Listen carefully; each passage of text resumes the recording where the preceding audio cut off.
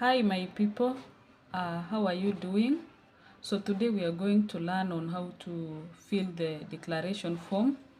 It is also called incoming passenger card. When you're coming to Australia, before you get into your port of entry, you are always given an incoming passenger card or the declaration form for you to be able to declare anything that you have come along with that is not always allowed. We will mention some of those things in a few in this video, and so let us get into it right away. When you are filling the declaration form, the first part is always the biodata, where you give your details. And so it begins with your names, maybe the surname. So you you you if you are if you are coming, make sure you have an if you're coming from Kenya, make sure you have an English card. Mostly when you come, there are different cards related to the language that you are speaking. But you can be assured you will be given the right card. At times, you may end up spoiling one of the cards, and so you might need another one. So when you get into your port of entry or the airport that you are joining Australia, you just pick one, but you pick it from the section where it is written English, because there are different languages like Chinese, Spanish, French, or Germany. So the first part is you write your biodata, your surname, your given names. That is, if you have 3 names, the first part is your surname, then your 2 names. Then you key in the passport number, and then the flight number or the ship or the name of the ship that you came in. So mostly of the people who are coming from Kenya use flight, and so we are going to use the flight number. The flight number is the number of the plane that you used to join Australia. So like if you came from Kenya, then you maybe you were using Emirates, so you came to Kenya from Kenya, Nairobi, Kenya.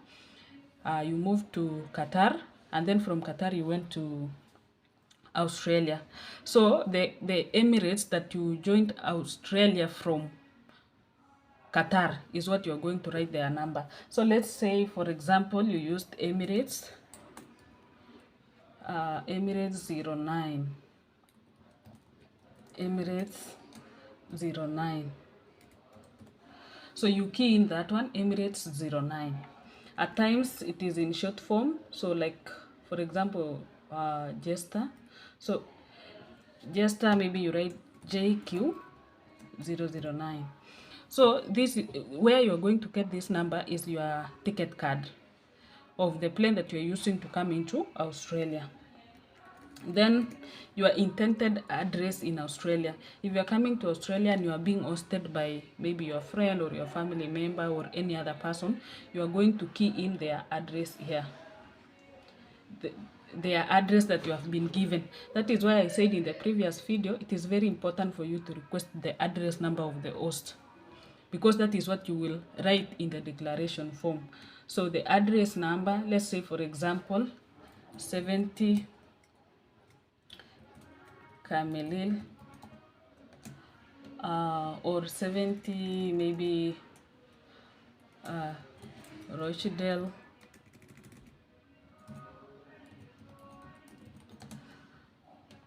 something of the sort.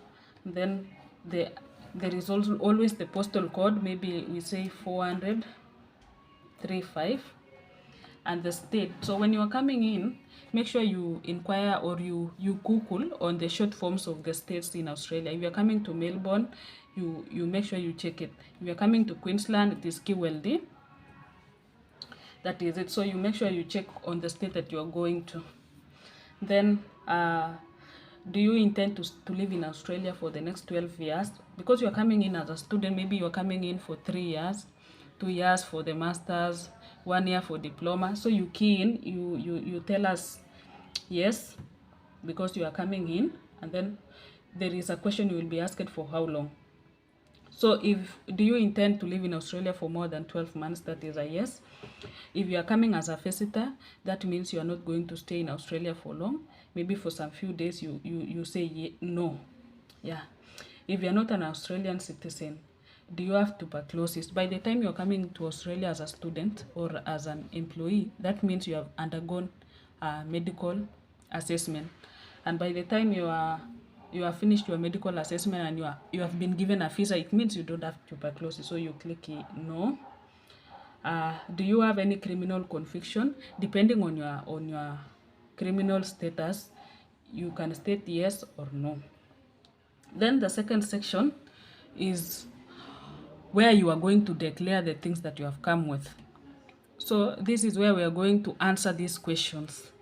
For example, question 1, are you bringing into Australia goods that are maybe prohibited or subject to restrictions such as medicines, steroids, illegal pornography, firearms, weapons, or illicit drugs?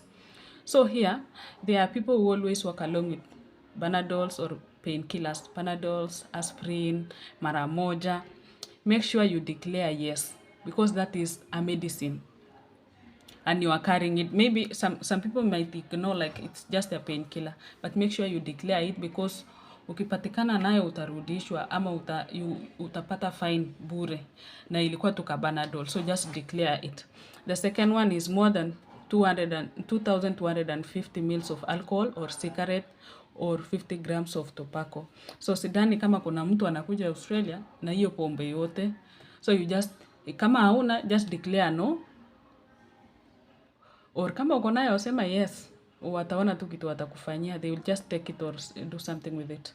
Question 3 is goods obtained overseas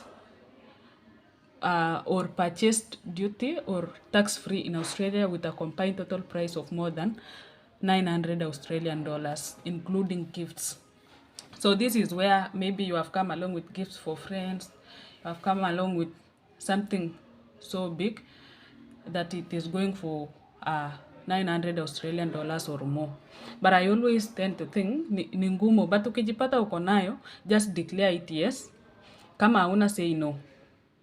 Then goods or samples for business or commercial use. Majority of people from Kenya are coming in for education purpose. But kama umekuja in terms of business or something and you're coming in with some goods, declare yes. If you don't have that, just say no. Then Australian dollars of more than 10,000 or of 10,000 or more. If you have this money in foreign currency or in Australian dollars, na umebebana nayo in cash form, you declare yes. But I want to believe by this time we understand what is the necessity of having a Visa card or a MasterCard. This is where you are going to carry your money. See, you just change a little of Kenyan money into Australian dollars, then the rest of them uweke kwa bank card, ama uache tu nyumbani. Ukishafungua bank account hapa, that is when they will send you the money. Yeah. So question 6 is meat, poultry, fish, seafood, eggs, dairy, fruits, vegetables. So this is where a lot of confusion comes in. If you have anything that is of dairy products, hata kama ni chocolate, just declare yes. Kuliko useme no, ukishafika huko upatikane uko na chocolate and it is one of the dairy products.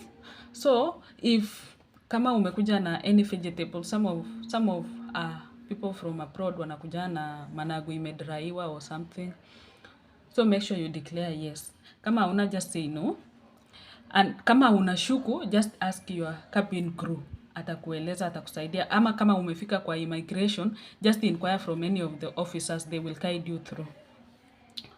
That is if you are carrying any of the things that unajishuku inaweza kuwa among them. Just inquire from them.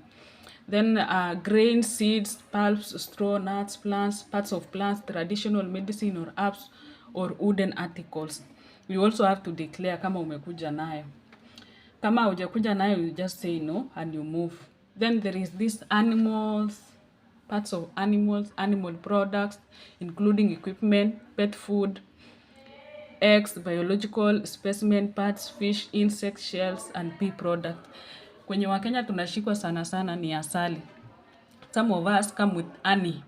So if you come with asali, make sure you declare. They will not take it from you. They will just ask you ni asali gani, ama leta tuione. Wakishaiona wao ndio wataamua kama utakuja nayo ama itarudishwa ama itachukuliwa. So just declare yes kama umekuja na asali. Then there is this part of soil. Items with soil attached or used in fresh areas such as sports or recreational equipment or shoes. So I doubt if anyone can come with soil, but ukijipata umekuja nayo, just say yes. But kama hujakuja nayo, say no.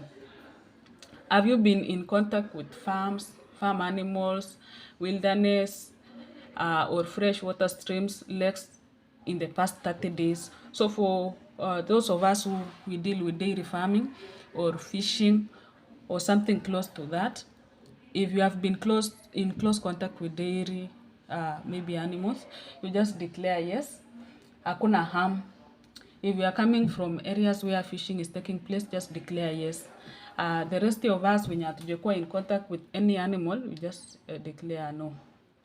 Then, were you in Africa, South or Central America or the Caribbean in the last 6 days? So all of us who are traveling from Africa, we just declare yes, because maybe our flights imechukua like 3 days or 3, 4 to 5 days. That means we have been in Africa. That's where we will say yes. So